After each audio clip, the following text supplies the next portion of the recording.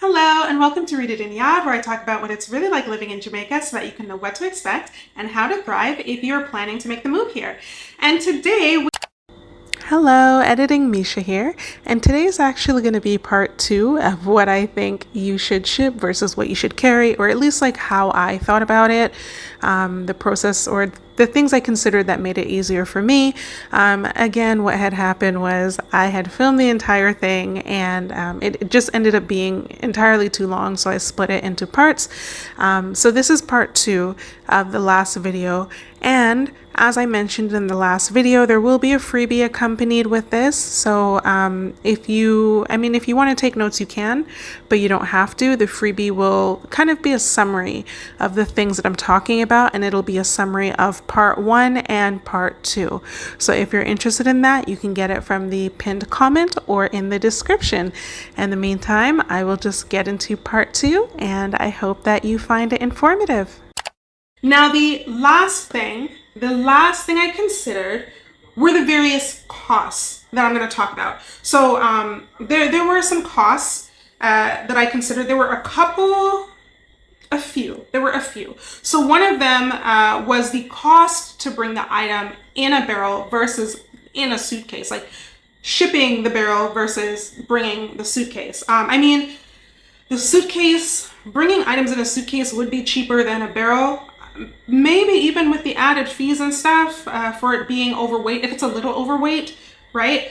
Because when you ship a barrel, which I'm going to talk about in another video, the process for shipping barrels. So when you ship a barrel, you have to pay to buy the barrel, then you have to pay to ship it, then you have to pay the broker, then you have to pay whatever fees are at the wharf. So there's some fees and fees and fees and fees as opposed to just the suitcase, right? But the thing is with the barrels that you can fit way more in a barrel, right? And there's no weight limit on a barrel. So, like I had mentioned with the airbed, I could have brought that in my suitcase, but it didn't really make sense. And then I could fill up the barrel. I could put the airbed in the barrel and then fill up the barrel with a bunch of other stuff, right?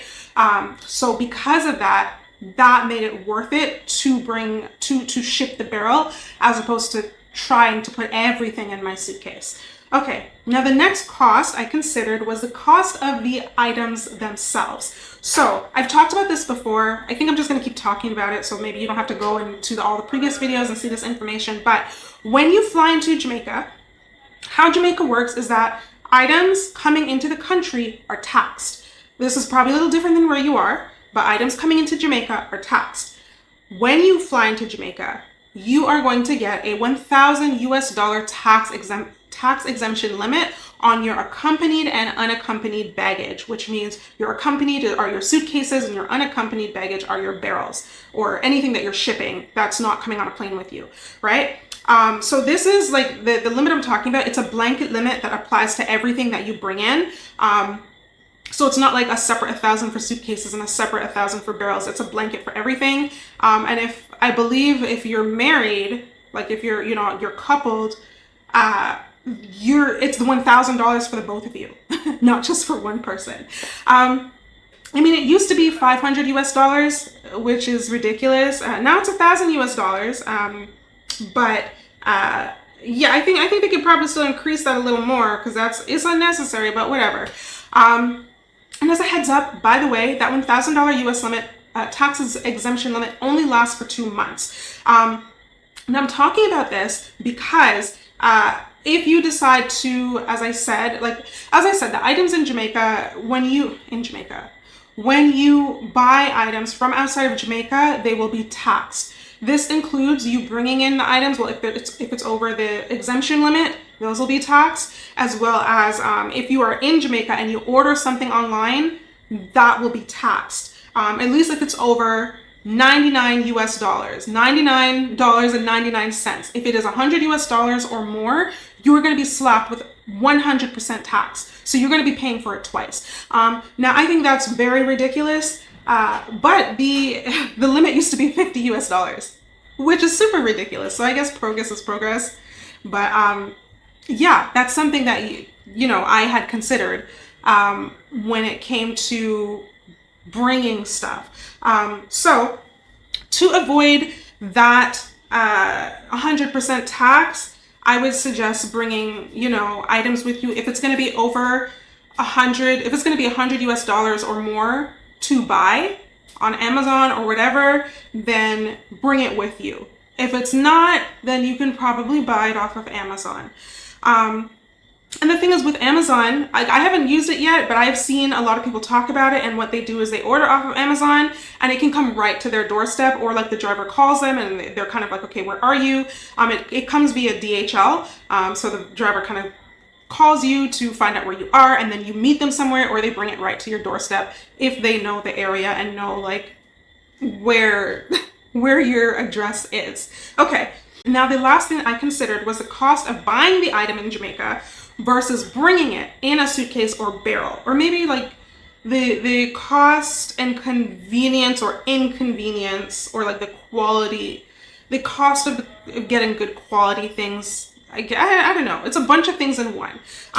So as I mentioned, Amazon delivers to Jamaica. So like some items are more accessible now, but you can also buy things directly from the shops here. You can do that. But you got to consider the cost. Some items have, honestly, they're priced ridiculously. Some items that you can buy here, it may not be worth it to buy it here, is what I'm saying. And then there are a lot of items here that are poor quality, but not poor quality price at all. Some things are not that bad, but I find there's a lot of like cheap stuff here. And as I said, it's not for a cheap price. Like you can tell the quality is cheap. The quality, I'm like, what is this? Like I'm here like missing IKEA furniture. That's to tell you sometimes.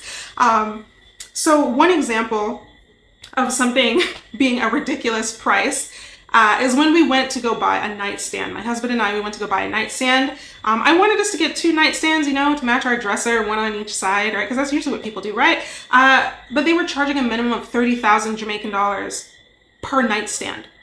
Ridiculous. And it's especially ridiculous because these nightstands are made of wood and they don't even have railings inside. Listen, when you buy furniture here, I just need you to be aware. If you're living like a local, okay, and you buy furniture here, a lot of the furniture here, like, you know how when you buy furniture and there are those railings inside? Not here. No, it's just wood drawers rubbing against the wood on the inside of the dresser. And then when you pull out the drawer, like let's say this is the hole for the drawer and this is the drawer, when you pull it out, it goes like this. Because there's nothing there. There's no railings there. When I tell you they make things cheap here sometimes, I'm just like, maybe is it real wood? Maybe it's made of real wood. I don't know. It don't feel expensive. It don't look that expensive. And the fact that I don't remember how much I paid. It was a ridiculous amount. If the nightstand was 30,000 Jamaican dollars, I don't know, probably paid 50 or 60 or something stupid. I don't even remember. It was just something ridiculous for the dresser. And you don't even get railings inside. Not even railings. So going back to the nightstand, when they told us that price for the nightstand, I was like, no, thank you. And that was from a cheaper place, by the way. That was from a cheaper place, and they wanted to tell us that. I was like, no, thank you. You can keep it. And then I went on Amazon. I found a nightstand. It's like one of them cloth drawer nightstands, but it has like the outlets on top. So like you plug it into the wall. You plug the nightstand into the wall, and then it has the outlets on top, and you can like charge your devices and whatever and plug in stuff. And it has 3 cloth drawers in it, and it has like a little shelf in it. That was like, I don't know, 60 Canadian dollars, 60 or 80 Canadian dollars, significantly less than whatever the hell they were charging. So that's something where I'm like, that, and I think we had put that in a barrel. I think we had put that in a barrel. But yeah, that's something, a cost that we had considered. Like instead of buying the nightstand here, we're like, hell no, it is much more cost effective to just order it off of Amazon. And back then, you see how I said it was whatever price it was less than $100 US, because I'm talking Canadian dollars, because I'm Canadian. So it was less than $100 US. Back then, Amazon did not deliver to Jamaica. Now, that is something that I would have ordered directly from Amazon and had it shipped here. Okay, now another thing was when my husband wanted to buy some particular fishing gear out here. I think it was fins that he wanted. I think he wanted better fins. They were charging something stupid, like, I don't know, 50,000 or 60,000 not US, Jamaican dollars. It was something ridiculously high. Like, we looked at the price and we're like, what the hell? When we went to look on Amazon, I think it was maybe 150 US dollars, maybe. So so when we went back to visit Canada, because we did this last year, that was last year, when we did that, that's when we bought the fins, and then we brought them with us, because it wasn't worth it to buy it here. That price, I was like, you know what, I might as well just like go to Canada and like buy things and pack a barrel and ship it. I'm not gonna pay that. I'm not gonna pay that just for fins. Yeah, okay, now some things, I now want to talk about some things that we did buy here instead of shipping it. So these are some things like the furniture and major appliances. Even though I talked about the furniture, that dresser, we didn't want to ship a crate. You can ship crates. I've never done it. Maybe I'll do it one day, but I've never done it. I'm like, you know what? I don't want to do it. Shipping a barrel was enough. So we bought the furniture out here, the furniture, big furniture at least, big furniture, major appliances. Those are things we bought out here. So things like the mattress, the bed frame, the dresser, as I talked about, fridge, stove, washer, kitchen table with chairs. Then we bought things like standing fans or AC units.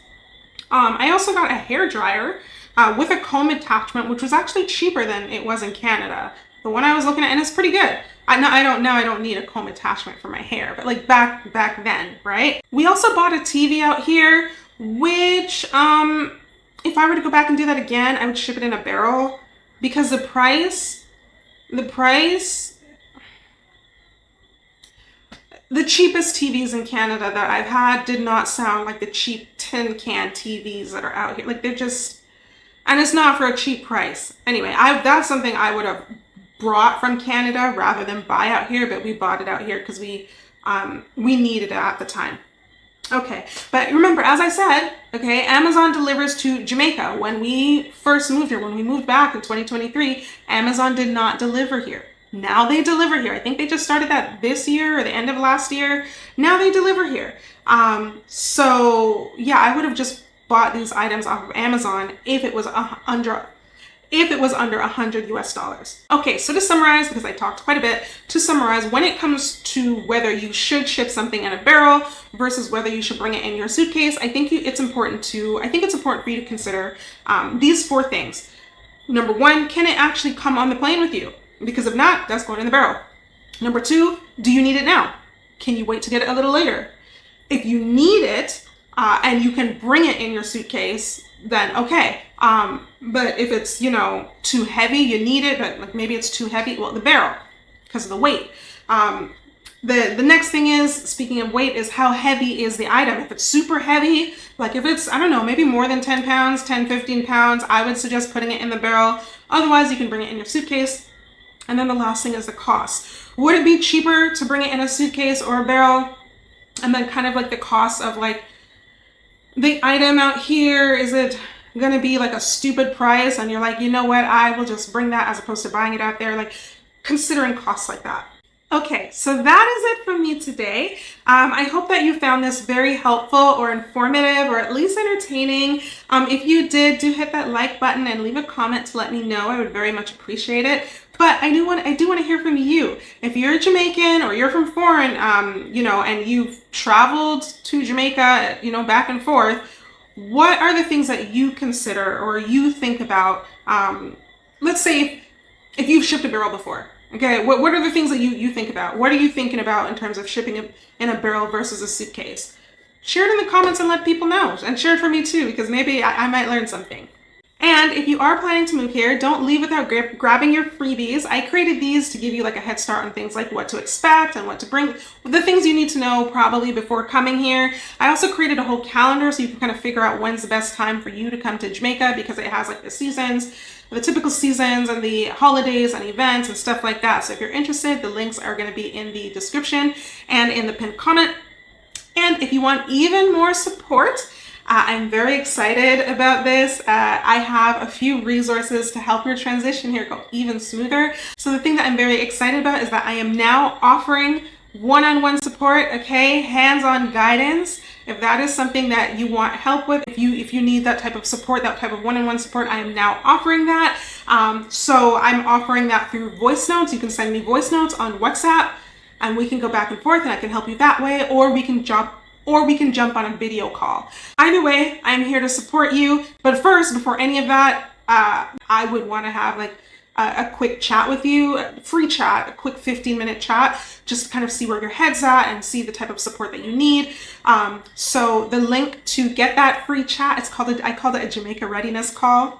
Kind of cute. But to get that free chat is just the link for that will be in the description and in the pinned comment.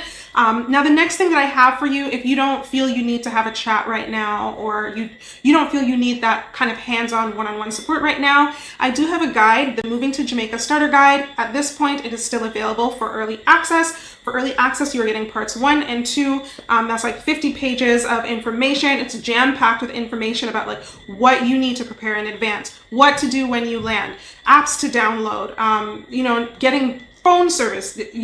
I talk about utilities, transportation, banking, etc. That's all within parts 1 and 2. And there's more. There's a whole, I have a whole table of contents so that you can see not just what you're getting, but also what you are going to get when the other parts are done, because I'm releasing it in parts. So early access price is $10. The price will go up once it is finished, so do grab it early if you are interested. And the last thing I do want to mention is my clarity workbook. So if you're questioning whether Jamaica is really right for you, whether it's kind of aligned with your vision, this is something that can help you move forward with more clarity and confidence. It's actually based on what I do to figure out what I want out of life, which is what led me to Jamaica, actually. So I offer this to you. If you're interested, it's affordable. It's only $5. Okay? So if you're interested in any of these things, you will find the links in the description and in the pinned comment. In the meantime, I really appreciate you being here. If you like this video, do subscribe so that you don't miss the next one, because the next one is going to be about exactly how I pack. I talked a little bit about this, but exactly how I pack my suitcases and carry-ons, because I think that you'd be interested in that. I think that would probably be helpful. So yeah, that is it. Subscribe if you haven't already, and I will see you in the next one.